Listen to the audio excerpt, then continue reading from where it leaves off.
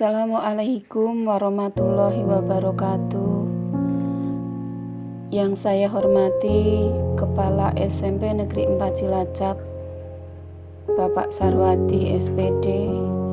Yang saya hormati Bapak Ibu Guru dan staf tenaga administrasi SMP Negeri 4 Cilacap. Marilah kita panjatkan puja dan puji syukur kepada Allah Subhanahu wa Ta'ala yang telah memberikan kita karunia iman dan Islam, nikmat yang teramat besar yang Allah karuniakan kepada hamba-Nya. Semoga kita selalu mendapatkan hidayah-Nya serta berada dalam keadaan iman dan Islam hingga akhir hayat kita. Semua pujian yang hanya layak dimiliki oleh Allah. Alhamdulillah, segala puji hanya milik Allah. Tak pantas bagi manusia untuk mengharapkan pujian. Tidak pantas bagi manusia untuk merasa berjasa, karena sejatinya segala pujian hanyalah miliknya semata. Bapak Ibu yang saya hormati, pada kesempatan pagi hari ini saya menggugurkan kewajiban dengan mengambil tema luangkan waktu untuk ibumu. Luangkan waktu untuk ibumu.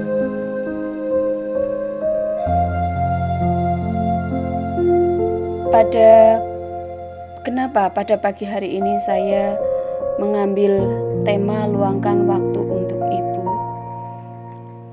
Karena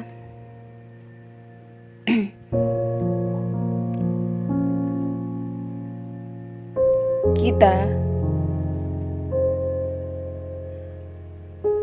dilahirkan dari seorang ibu. Kehadiran kita di dunia tidak dapat dipungkiri adalah dengan sebuah pengorbanan yang sangat besar dari ibu kita,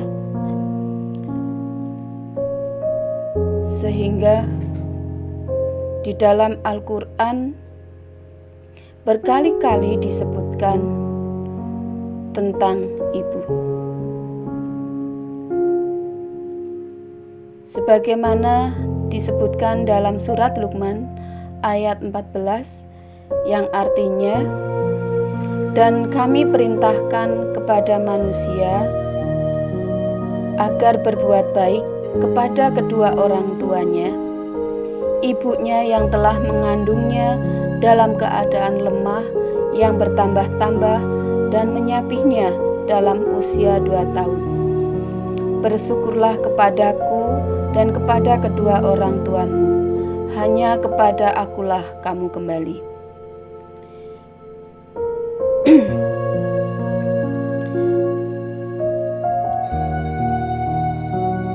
Ada beberapa ayat Al-Quran yang menyebutkan atau yang memperhatikan tentang ibu di dalam agama Islam. Perhatian ke ibu itu sangat besar. Di antaranya yang terdapat dalam peristiwa Nabi Isa alaihissalam yang terdapat dalam surat Maryam ayat 27 sampai dengan 28, yang artinya, kemudian dia Maryam membawa dia bayi itu kepada kaumnya dengan menggendongnya. Mereka kaumnya berkata, "Wahai Maryam, sungguh engkau telah membawa sesuatu yang sangat mungkar.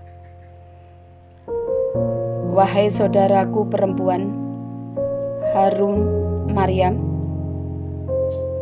ayahmu bukan seorang yang buruk perangai dan ibumu bukan seorang perempuan bezina."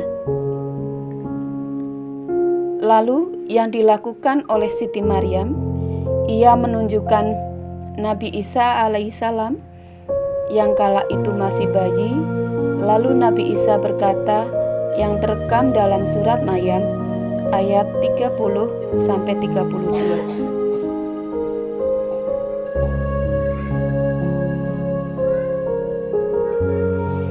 Yang artinya, sesungguhnya aku hamba Allah. Dia memberiku kitab Injil dan Dia menjadikan aku seorang nabi. Dan Dia menjadikan aku seorang yang diberkahi di mana saja aku berada. Dan Dia memerintahkan kepadaku melaksanakan sholat dan menunaikan zakat selama aku hidup, dan berbakti kepada ibuku.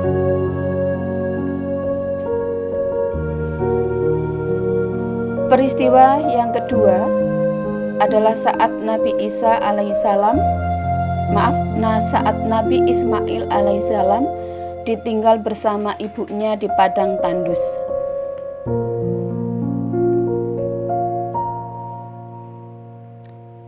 Saat itu Allah memerintahkan kepada Nabi Ibrahim alaihissalam harus meninggalkan Nabi Ismail alaihissalam yang masih bayi bersama ibunya Siti Hajar di Mekah yang saat itu begitu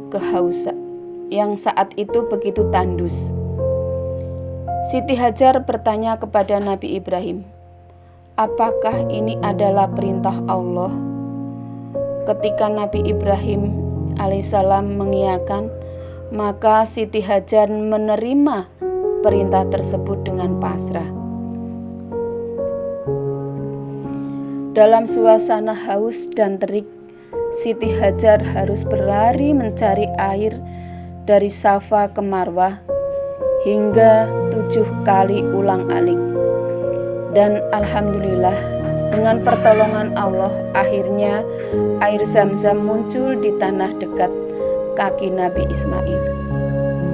Yang luar biasa adalah peristiwa seorang ibu ini yang berusaha untuk mencari air untuk putranya diabadikan oleh Allah SWT sebagai salah satu virtual dalam ibadah haji yang disebut sa'i. Maka siapapun yang telah menunaikan ibadah umroh dan haji selayaknya selalu ingat kebesaran Allah dan kasih sayangnya kepada ibu dan anaknya, serta menghayati betapa besar perjuangan seorang ibu.